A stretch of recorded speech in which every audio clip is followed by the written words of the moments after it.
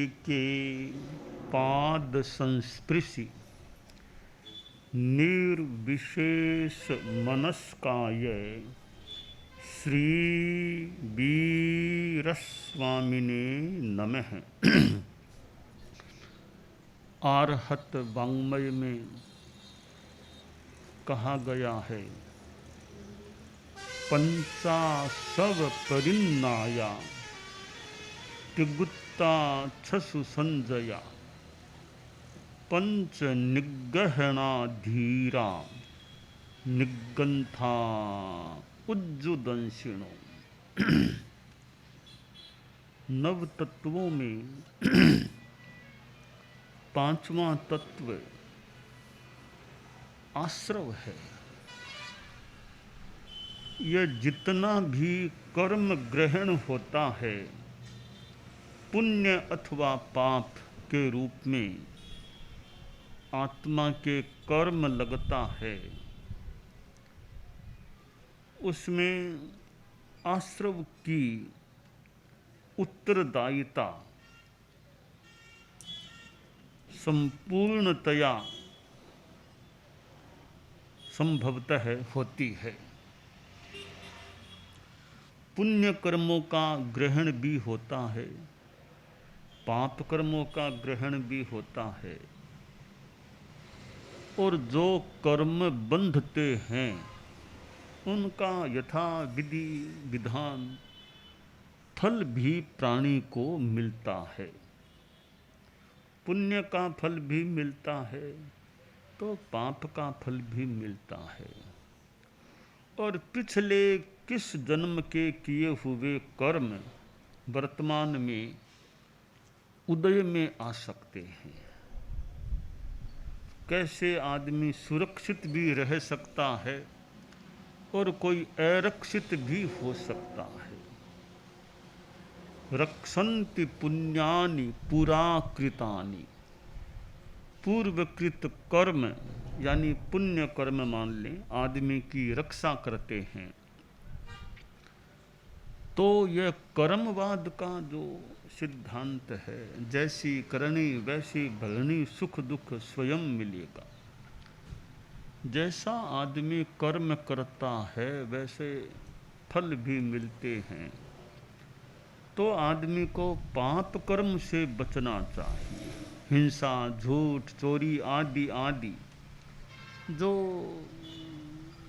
गलत कार्य हैं, अशुभ कार्य हैं, उनसे ज़्यादा से ज़्यादा बचने का प्रयास करना चाहिए, और आत्मशुद्धि के लिए सत्क्रिया अच्छी प्रवृत्ति करनी चाहिए।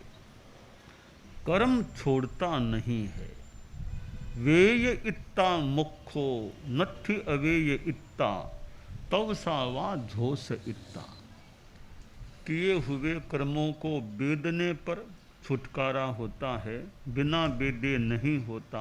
या तपस्या से कर्मों की निर्जरा हो जाए तो फिर वो फल नहीं देते हैं, वो निर्जरा के रूप में उनका काम हो जाता है। तो कर्म पिछले जन्म के भी आदमी को अपना फल दे सकते हैं। एक विद्यालय था, पाठशाला विद्यालय, वहाँ कई बच्चे पढ़ते थे। एक राजा की बेटी बालिका, छोटी उम्र की, वो भी वहाँ पढ़ती थी। और एक गांव का अति साधारण परिवार का, अति गरीब परिवार का बच्चा भी वहाँ पढ़ने आया करता था। छोटे छोटे बच्चे थे तो एक गुरुजी सबको यूँ साथ में ही पढ़ा देते थे। कहीं कहीं वो एकल गुरुजी होते हैं। एकल गुरुजी, कई बच्चे गांव के आ जाते हैं, वो जो भी उनको अंग्रेजी एक और एक हिंदी एक कुछ बातें यूँ पढ़ा देते हैं। तो वे गुरुजी उन छोटे छोटे बच्चों को पढ़ाया करते थे। गुरुजियों ज्योतिष के और के कई चीज़ों के जानकार भी थे। तो बच्चों के लिए, गुरुजी के लिए यह गौरव की बात भी थी कि हमारे इस विद्यालय में राजा की पुत्री भी, राजपुत्री, राजकुमारी भी, छोटी सी वो बालिका है, बहुत छोटी उम्र की, वह भी पढ़ने आती है। तो गुरुजी का एक जो अपना बेटा लड़का था, एक दिन वो लड़का धीरे से एकांत में अपने पिता और गुरुजी से बोला कि वो राजकुमारी जो हमारे यहाँ आती है पढ़ने के लिए, अभी भी वो आई हुई बैठी है, बहुत छोटी सी बच्ची है, पर है राजकुमारी। तो मेरे मन में जिज्ञासा है, इसकी शादी किसके साथ होगी? शादी किसके? गुरुजी बोले तुम्हें क्या मतलब है, तुम्हें क्या मतलब, होगी उसके साथ हो जाएगी। तो नहीं पिताश्री, आप तो वो कई विषयों के जानकार हैं, ज्योतिष आदि आदि कई चीज़ें जानते हैं, तो मेरे मन में बड़ी उत्सुकता है जानने की, ये छोटी सी बच्ची जो आपके पास विद्यार्थियों के साथ पढ़ती है, तो ये राजकुमारी है, बहुत गौरव की बात है कि आपके पास राजा की बेटी पढ़ने आती है। इसलिए मन में वो जिज्ञासा भी, इसकी शादी किसके साथ होगी। तो बार बार थोड़ा आग्रह किया बेटे ने। तो गुरुजी का मन तो ज़्यादा नहीं था बताने का, फिर वो बेटे को बार बार ना कहने के बाद भी वह पूछता रहा। तब गुरुजी ने कहा, देखो हर किसी को बताना नहीं है, मैं तुम्हें बता रहा हूँ कि इसकी शादी है ना, इन विद्यार्थियों में से ही किसी के साथ होगी। कहा पिताजी थोड़ा सा इशारा कर दो, कौन से विद्यार्थी के साथ होगी? कहा देख वो छोटा सा बच्चा उधर बैठा है ना, उसका नाम है रेखला। उस रेखले के साथ इसकी, रेखला इसका हस्बैंड बनेगा, शादी होगी। तो उस गुरुजी के बेटे ने ध्यान से देखा, रे रेखला तो हमारे गांव का अत्यंत बहुत ही गरीब परिवार का बच्चा है, रहता भी गंदा सा है, कपड़े भी फटे शेरियों। ये कहाँ, नीति यही है, किसी को बताने की बात नहीं है। तो अच्छा रेखला, रेखला बनेगा? वो थोड़ा सा बच्चा जोर से बोल गया, वो बात बात में, बेटा रेखला राजकुमारी का बनेगा हस्बैंड। तो वो थोड़ा सा जोर से बोला तो बच्ची के कान में बात पड़ गई, वो राजकुमारी के, छोटी सी बच्ची थी पर कान में पड़ गई। तो गुरुजी ने कहा कि रेखला मेरा हस्बैंड बनेगा, यह गंदा रहने वाला बच्चा, चेहरा भी इसका बढ़िया नहीं है, ऐसा है। तो गुरुजी ने कहा है, तो गुरुजी तो ज्ञानी हैं, तो इसके साथ तो मेरी शादी बिल्कुल नहीं कराऊंगी मैं, ये तो गंदा रहने वाला बच्चा है। अब वो छुट्टी के बाद महल में गई अपने घर, अपने घर में जाकर के एक कमरे में जाके रूस करके सो गई। माँ ने कहा खाना खाओ, कि नहीं खाना नहीं खाना। क्या हुआ? कि नहीं नहीं मुझे कोई खाना नहीं खाना, कोई बात अब आपसे मिलना नहीं, बात करना मुझे। तो उसकी माँ ने राजा से कहा क्या हुआ बेटी, आज बोलती नहीं, कहती है मुझे खाना भी नहीं खाना, रूसी हुई सी सोई पड़ी है। तो राजा अपना काम काज निपटा करके वो आया, पूछा बेटी क्या हुआ? नहीं नहीं क्या हुआ, कोई बात नहीं। आखिर तुम क्या बात है बताओ तो सही ना, बताओ तो हम ध्यान दें, तुम्हारी क्या मांग है, क्या चीज़ है, कि क्या बताना है? कि नहीं खाना तो खाना चाहिए ना, कब तक भूखी रहोगी, आखिर तुम्हें क्या चाहिए, जो भी तुम्हारी मांग हो मुझे बताओ, मैं उस पर ध्यान दूँ। तब बोली कि या तो रेखला जिंदा रहेगा या मैं जिंदी रहूँगी इस दुनिया में। कि रेखला कौन है? मैं तो नहीं, कौन है रेखला? कि वो हमारी स्कूल में पढ़ने वाला बच्चा है रेखला, या तो वो जिंदा रहेगा या मैं जिंदी रहूँगी, कोई एक ही रहेगा अब दुनिया में। राजा ने सचिव को भेजा भी, निगाह करो रेखला है कौन। तो वो वहाँ बच्चों में और में सारी जानकारी की, तो कहा छोटा सा बच्चा है रेखला, बहुत ही गरीब परिवार का लड़का है। तो कहा वही ना रेखला तुम्हारे? हाँ वो हमारी स्कूल वाला वो रेखला। तो एक बार रेखले को बुलाते हैं, रेखले को बुला लिया महल में कि यही बच्चा कहाँ, यही बच्चा है, इसको या तो इसको मराओ या मैं मरूंगी। राजा ने उसको एकांत में कहा, बेटी मैं तो राजा हूं ना, मेरा काम तो रक्षा करना है, प्रजा की रक्षा करना मेरा काम है, बिना मतलब किसी को मराना मेरा धर्म नहीं है। इसका बेचारे का क्या अपराध है? नहीं नहीं, गुरुजी ने किसी अपने बेटे से कहा था कि मेरा हस्बैंड ये बनेगा, ऐसा गंदा बच्चा हस्बैंड बनेगा मेरा, मैं बिल्कुल शादी नहीं कराऊंगी, इसको दुनिया में रहने नहीं दूंगी, या फिर मैं मर जाऊंगी। जिद कर लिया राज को, इसको मराओ या मैं मरूंगी। तो अब राजा ने कहा, भी मेरे विधि विधान से मेरा धर्म नहीं है कि मैं निरपराध को किसी को, हाँ कोई अपराधी हो तो मानो फांसी की सजा भी दें, इसका अपराध तो है नहीं, अपराध मैं नहीं जानती, ठीक है आप उसको मत मराओ, मैं सुसाइड कर लूंगी। वाह, राजा बेचारा धर्म संकट में आ गया। आखिर बेटी को तो कैसे मरने दे? तो राजा ने अपने सचिव से कहा, अपने व्यवस्था कर दो, इस बच्चे को जंगल में ले जाकर इसको खत्म कर दिया जाए। जो भी कर्मचारी यह काम करने वाले थे उनसे कहा, भी इस बच्चे को ले जाओ जंगल में, ले जाओ कि इसको खत्म कर दो। राजकुमारी बोली, प्रमाण चाहिएगा मुझे, खत्म किया कि नहीं किया, कि प्रमाण क्या दें? इसकी दोनों आंखें ला के मुझे दिखाना कि हाँ मैंने मार दिया, ये इसकी आंखें प्रमाण है, हमने मार दिया है। तो ठीक है, हम व्यवस्था करेंगे।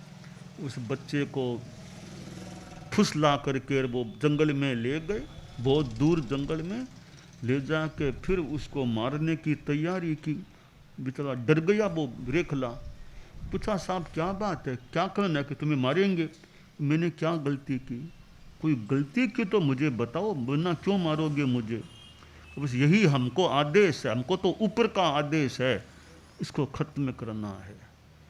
बोला, मारो, क्यों मारते हो? कोई उपाय हो तो बताओ, मैं जिंदा रह जाऊं। तो भाई अब यहाँ रहोगे तो फिर वो राजकुमारी तैयार है, फिर वो कह देगी। तो कहा, मैं यहाँ नहीं, मैं दूर भाग जाऊंगा, बहुत दूसरे देश में चला जाऊंगा, मुझे मारो, पक्की बात। कहा, मैं कभी इधर नहीं आऊंगा, मैं भाग जाऊंगा, आपको आप पर कोई बात नहीं आएगी, मैं दिखूंगा ही नहीं इस देश में, यहीं से अभी भागता हूँ। पक्का वापिस कभी मत आना इस देश में? का नहीं आऊंगा, तब तुम्हें नहीं मारेंगे। तो वो रेखला बहुत दूर भागते भागते अन्य देश की सीमा में चला गया, और इन कर्मचारियों को वो सेनानी दिखानी थी मारने की। अब झूठ कपट थोड़ा बहुत आदमी कभी किसी की भलाई के लिए भी करता है। तो कोई जंगल में कोई ऐसे पौधे कुछ थे, कोई चीज़ थी, वो आँख जैसा उसको आकार दे करके बना करके कृत्रिम आँख बना के ले गए। राजा आदि से का सा काम हो गया है। तो राजकुमारी खड़ी थी कि प्रमाण दिखाओ, काम हुआ कि नहीं। दिव्या में कही, ये आंखें देख लो। हाँ, आंखें आ गई ना। तो आंखें हाथ में लेकर मसल मसल के उसको, आंखों को बहुत द्वेष भाव से मानो राजकुमारी ने और टुकड़े टुकड़े किए। कहा, अब ठीक है, वो मर गया, अब ठीक है। अब वो रेखला तो भाग गया था दूसरे देश। अब देखिए पूर्व पुण्य भी कैसे रक्षा करते हैं, कैसे आगे बढ़ाते हैं। जिस देश में वो गया वहाँ का राजा, उसकी मृत्यु हो गई थी। राजा के कोई संतान पीछे थी नहीं। तो मंत्री बैठे, वो बड़े बड़े देश के लोग, भी राजा जी की डेथ हो गई, अब तक इनके बच्चा हुआ नहीं था। छोटी उम्र के ही राजा थे, अकस्मात कोई हार्ट अटैक कुछ ऐसा हुआ, चले गए हैं, अभी तक इनके संतान भी नहीं हुई है। तो पीछे उत्तराधिकारी किसको बनाए? तो वृद्ध मंत्री जी बोले, वृद्ध थे, कि हमारी पुरानी रीत है, कोई राजा ऐसे निस्संतान हो और डेथ हो जाए तो हथनी को श्रृंगारित करके उसकी सूंड में माला डाल दो, लोग खड़े हो जाएं, जिसके गले में हथनी वो माला डाल दे वो हमारे देश का राजा। यह हमारी पुरानी रीत है कि ऐसी स्थिति में यह उपाय काम में लेना चाहिए। एक दिन तय किया कि भी आज सवेरे वो हथनी घूमेगी, जो भी चाहे यहाँ बड़े मैदान में लोग खड़े हो जाओ, जिसके गले में वो माला डालेगी वो हमारा राजा होगा। तो देश के लोग, युवक क्या वृद्ध तक आके खड़े हो गए पंक्ति में, जगह बच्चे तक कि हमें भी राजा बनने का मौका मिल जाए। तो बहुत बड़ी पंक्ति लग गई गोलाकार में। अब वो हथनी को सजा करके लाया गया, उसकी सूंड में बढ़िया एक माला डाली गई, साथ में मंत्री वगैरह उसके साथ साथ हथनी के साथ चल रहे थे। अब वो लोगों के पास में से गुजर गई थी। कई लोग हालांकि उत्सुक थे कि हमारे गले में डाल दे। हथनी आगे बढ़ती गई। वो रेखला थोड़े एक किनारे पर यूँ बेचारा खड़ा था, उसको तो आशा ही नहीं मुझे कोई राजा बनाएगा, वो यूँ पंक्ति के आसपास ही खड़ा था। तो हथनी उसके पास जाकर के रेखले के गले में माला डाल दी। वो बच्चा एकदम साधारण सार, चेहरा भी ऐसा, कपड़े भी गंदे गंदे से ऐसे ही थे।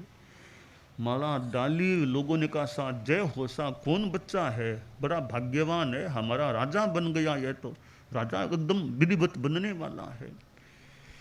उसका मंत्री ने कहा सा आप हमारे राजा हो, अब आपको हम नमस्कार करते हैं, आपका परिचय हमें दे दो, आप कहाँ से हैं, कौन से परिवार के हैं। तो कहा सा मैं तो रेखला मेरा नाम है, कोई बाहर से आया हुआ हूँ। तो कोई बात नहीं, अब आप हमारे हो गए हो, आप महलों में पधारो। उस बच्चे को हथनी पर बैठा करके बहुत जय जयकार करते करते गाजा बाजा करके उसको महल में ले जाया गया, स्नान कराया, बहुत बढ़िया कपड़े पहनाए, अच्छी तरह खाना खिलाया। कि मुहूर्त देखा, किस मुहूर्त में गद्दी पर इनको राज्याभिषेक करके बिठाए। अच्छा मुहूर्त देखा, 2-4-5 दिन मुहूर्त आ गया और देश की जनता उमड़ी और बड़ा प्रोग्राम हुआ। उस रेखले को राज गद्दी पर राज तिलक करके राज्याभिषेक करके बिठाया गया। कभी राजा जी का नाम रेखला रेखला बोलते, कभी नाम भी बढ़िया कर दें। मंत्री जी बोले अब हमारे महाराज का नाम है महाराज श्री रेख सिंह जी, रेख सिंह जी महाराज, ये हमारे राजा हैं। अब वो छोटी उम्र का और वो एकदम राजा बन गया। अभी तो बहुत बच्चा ही था, पर भाग्य है राजा बन गया और पढ़ाई लिखाई की तैयार हो गया, अच्छी तरह राज्य करने लगा। अब थोड़ा नव युवक सा हो गया, तो अब की महाराज की, अभी तो कुंवारे हैं महाराज, अभी तो अब शादी करनी है। तो मंत्री ने और ने निगाह की भी कि अब कहाँ कोई अच्छा योग बैठे तो हमारी महाराज की शादी करें। आसपास के देशों में और में निगाह कोई अच्छी लड़की राजकुमारी हो तो हमारी महाराज की शादी करनी है।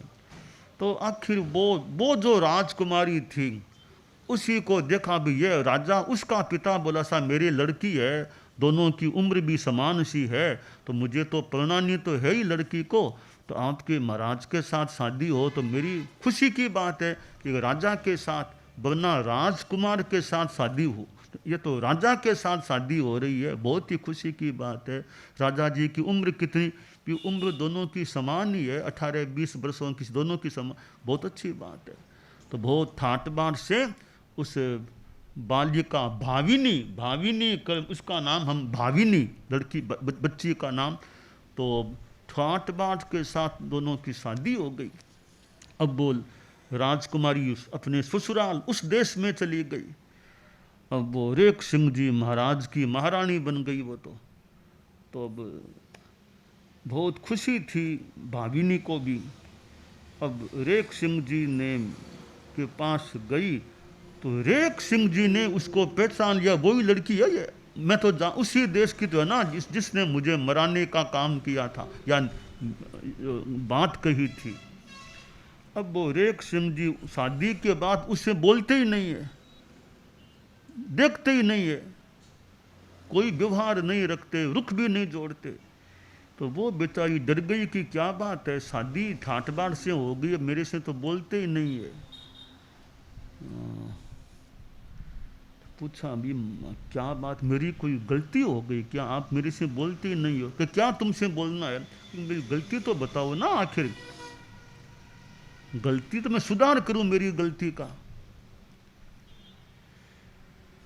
गलती बताऊं, कि हाँ जो भी मेरे से भूल हो गई हो तो आप बताओ, मैं गलती का सुधार करने का प्रयास करूँगी। तो कहा याद है क्या तुमको रेखला? रेखला नाम लिया और वो चौंकी कि याद है ना रेखला, जब स्कूल में तुम पढ़ती थी। वो अवाक रह गई, इनको कहा रेखला तो हमारा स्कूल में पढ़ने वाला लड़का था, अब वो रेखला कहाँ पर है?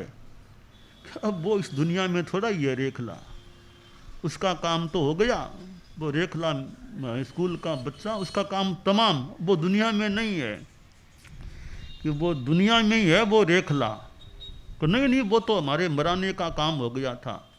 कि तुमने तो पूरा प्रयास कर लिया, वो रेखला मैं ही हूँ, मैं ही वो रेखला हूँ, अब मेरा नाम रेख सिंह हो गया है। तुमने कोई कसर नहीं छोड़ी, मुझे जिद किया था पिता के पास मराने का, मेरा भाग्य था मैं नहीं हूँ। अब बेचारी शर्मिंदी हो गई, बोले कि मेरा जो भी अपराध हुआ अब मैं क्षम्य हूँ, उस समय की बात को आप आई गई करो, अब नया अध्याय शुरू करो जीवन का, वो पुरानी बात खत्म। अब मैं बार बार अपनी निंदा करती हूँ कि मैंने एक बच्चे को मराने का भरपूर प्रयास किया और मेरी दृष्टि में वो मर भी गया बच्चा, पर मेरा भाग्य है कि वो बच्चा मरा नहीं, आज आप मुझे इस रूप में मिल गए। तो अब फिर रेख सिंह जी आखिर बड़े चिंतनशील का, ठीक है पिछली बात समाप्त करते हैं, अब नए ढंग से जीवन जीते हैं, और अब वे राजा रानी हो गए। तो अब देखिए आश्रव है, कर्म का जो संचय होता है, तो पुण्य कर्म भी एक सामान्य घर में जन्मा हुआ अति सामान्य परिवार का बच्चा एक देश का राजा बन गया। हम लोकतंत्र में देखते हैं एक सामान्य परिवार में जन्मा हुआ व्यक्ति देश का राष्ट्रपति बन सकता है, एक सामान्य आदमी देश का प्रधानमंत्री बन सकता। तो यह कर्मों का जो है, भाग्य का कौन से पिछले भाग्य का उदय होता है, एक सामान्य घर में जन्मा हुआ व्यक्ति देश का राष्ट्रपति बन जाए और देश का प्रधानमंत्री बन जाए। तो भाविनी कर्म रेखा, कर्मों की रेखा जो होने वाली है, जो भाविनी वो राजकुमारी और रेखा रेखला ये लड़का। तो ये हम कर्मों की बात पर ध्यान देकर कि भाई कम से कम पाप कर्म हमारे न बंधें, इसका अच्छा ध्यान, कि बड़े पाप कर्म में ज़्यादा निंदनीय पाप कर्म है किसी की हत्या कराना आदि आदि, ऐसे कार्यों से आदमी बचे, जीवन में धर्म के, अहिंसा के सतपथ पर चलने का प्रयास करे, यह काम्य है।